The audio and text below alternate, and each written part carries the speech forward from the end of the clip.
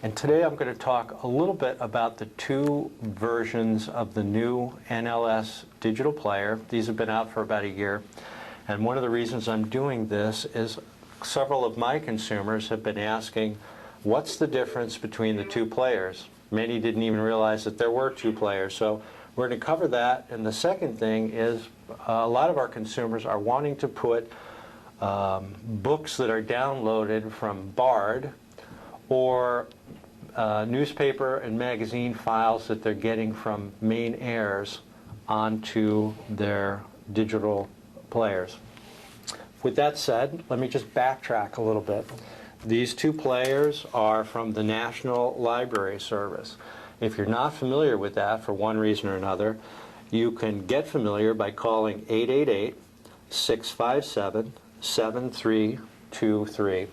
And the old NLS Talking Books player was a cassette player. These are the new digital ones. And if you'll come in and just take a close-up, you're going to notice that we have two different players right here. The one on my left is called the basic player. The one on my right is the more advanced player. The difference really is there's some basic functional differences, but the difference is the one on my right, the advanced player, has a row of buttons right above the sleep button, and the sleep button is actually shaped like a moon.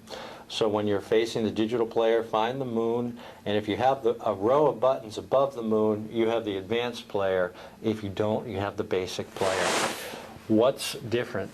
The advanced player allows you to play books and move around the books in a different way. The basic player does not allow you to do that. So essentially you just have a few advanced features for navigating around your book, and you can also set bookmarks with the advanced player.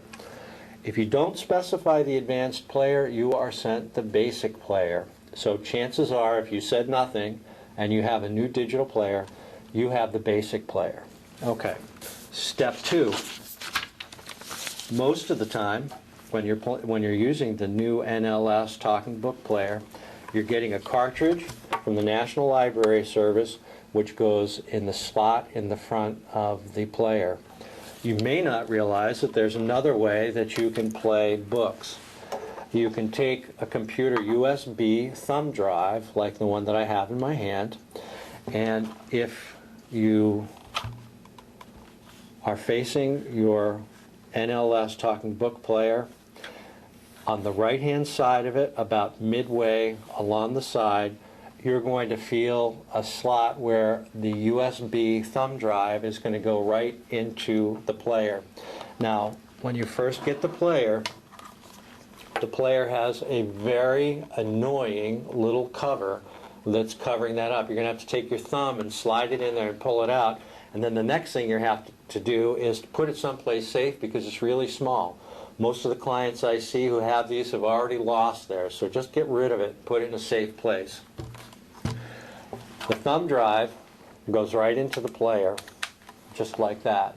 And your player will play books and also audio files that you put on the thumb drive. So, let's backtrack just a little bit again. Where am I going to get books and files to put on this thumb drive?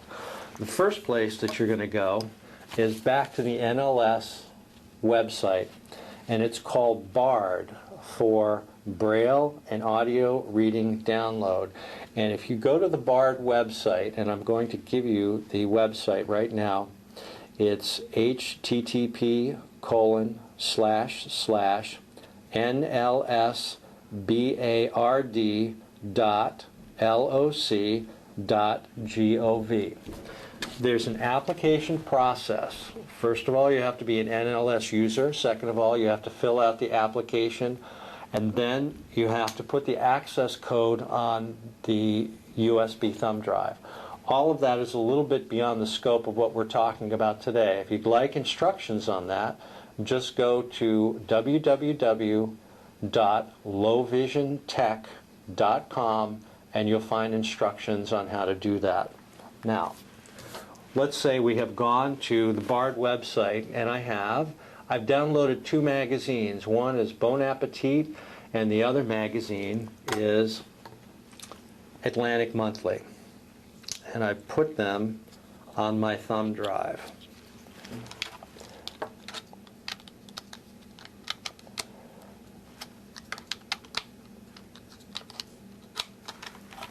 Once I turn on the device, and it could be either the basic or the advanced, it should read and let me know that it's reading from the thumb drive. Player on. 2 books. The Atlantic Monthly, October 2009. Copyright 2009 by the Atlantic Monthly Group. It's going to begin reading the very first book unless I press and hold the play button. Bookshelf. 2 books. Book 1. The Atlantic Monthly, October 2009. Player off. On both of these, both the advanced and the basic, when you put in the thumb drive and you press the play button, it's going to go to a place called the bookshelf. Once you're in the bookshelf, you can use the left or the right arrow to scroll back and forth between your books. If you have 5 books, it's going to identify 5 books. You just use the forward button to go to the book that you would like. Let's say it's number 3. Once you've found the book that you want to play, press the play button again to select it, and then it will begin reading that book. Now, if we would like to play, for example, audio files, and for these files, what I've done is I've gone to the MainAirs website. MainAirs is the audio information reading service that the IRIS network does with 100 volunteers. You can find that website by going to www.theiris.org and then selecting the tab for MainAirs. I've downloaded 3 books and magazines from the website, Portland Press Herald, the Down East magazine, and Yankee magazine. I've chosen to put the audio files on a separate USB thumb drive, and I would suggest that you do the same thing. The NLS players treat these files differently. Why? I'm not sure. But what I have found is it's easier to put all of your talking books that you download from Bard on one thumb drive, and any audio files that you download from another service like audible.com on a separate thumb drive. So I have a few files from MainAirs that I'm going to put into the digital audio player, and I'm going to turn it on. Hey, Phil. Player on. I walked on nothing. Audio files. Current position. Folder 1. File 1. Time elapsed in file 32 seconds. Player off.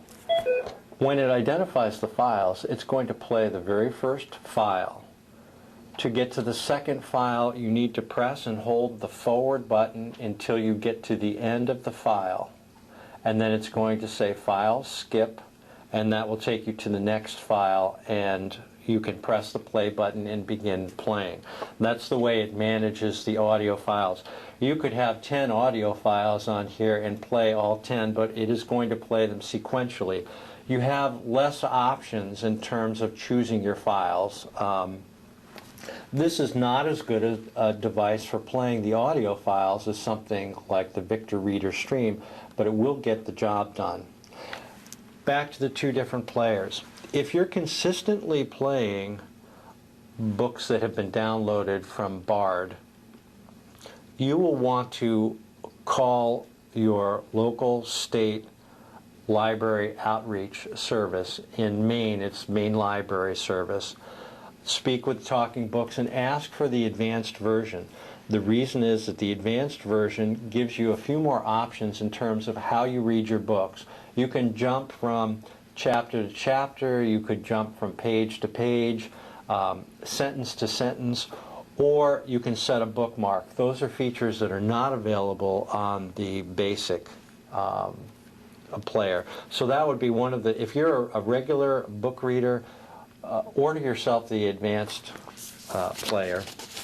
For those of you who are interested in what the formatting is for the Bard books, those are called Daisy books. which is Digital Accessible Information System, and more information on that can be found at www.daisy.org. Thank you.